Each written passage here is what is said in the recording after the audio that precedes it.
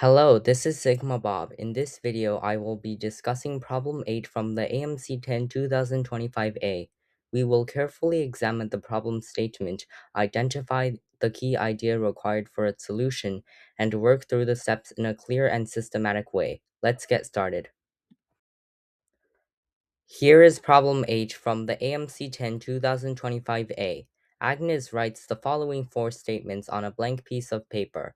At least one of these statements is true, at least two of these statements are true, at least two of these statements are false, and at least one of these statements is false.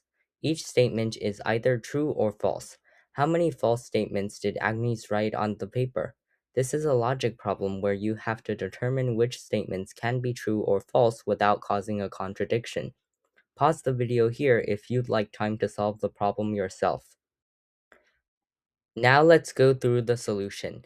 If we assume the fourth statement, at least one of these statements is false or false, that would mean none are false, all four would be true. But if all four were true, then the fourth statement saying at least one is false would actually be telling the truth, which is a contradiction. So the fourth statement must be true. Since the fourth statement is true, there is at least one false statement.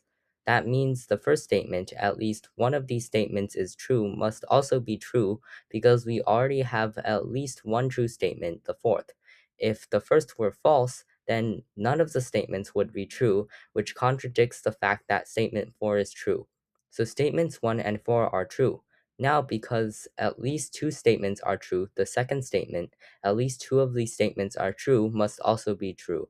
That leaves only the third statement, at least two of these statements are false. Since we already know three statements are true, there can be at most one false statement, so the third statement is false. So the total number of false statements is 1.